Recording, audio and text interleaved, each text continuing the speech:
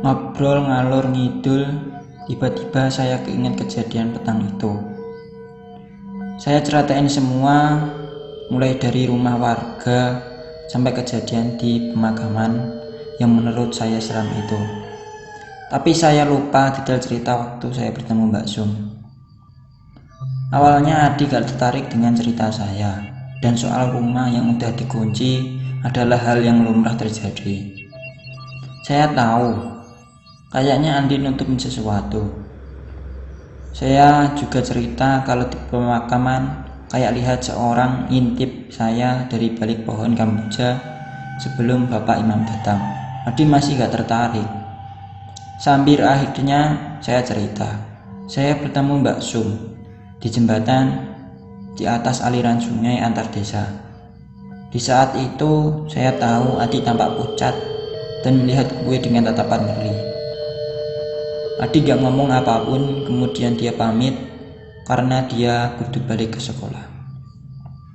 Gue gak penasaran sama sekali karena emang semua rentetan kejadian gak ada yang perlu bisa dipenasaran.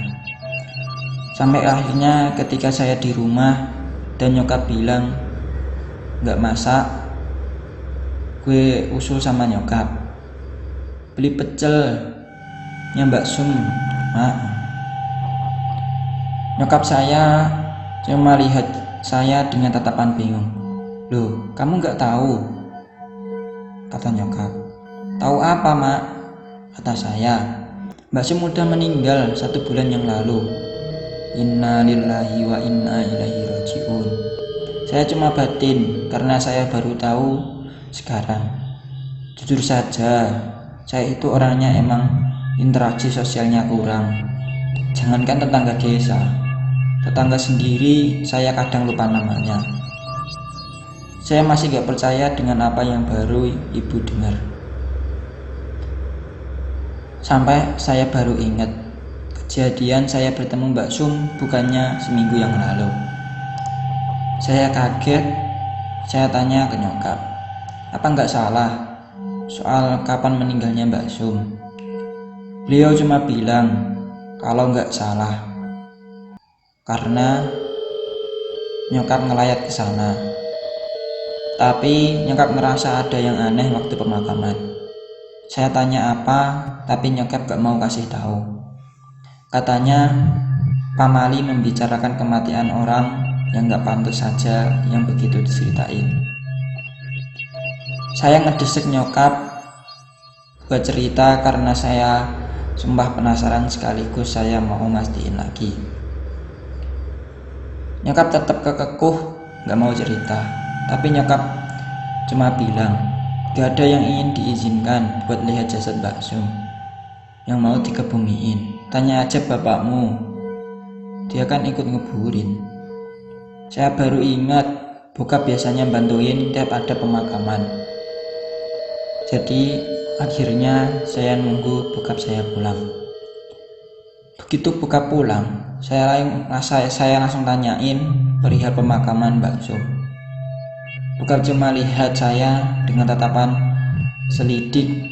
Beliau cuma berucap, Hus, nggak pantas ngomongno wong sing wis ora ono. Bu, tidak etis ngomongin orang yang sudah nggak ada. Saya nggak dapat info walaupun akhir dari bapak. Kemudian saya kepikiran soal Adi. Saya bela-belaan nyari Adi di rumahnya dan akhirnya kita bertemu di lapangan. Dia lagi main bola sama lainnya.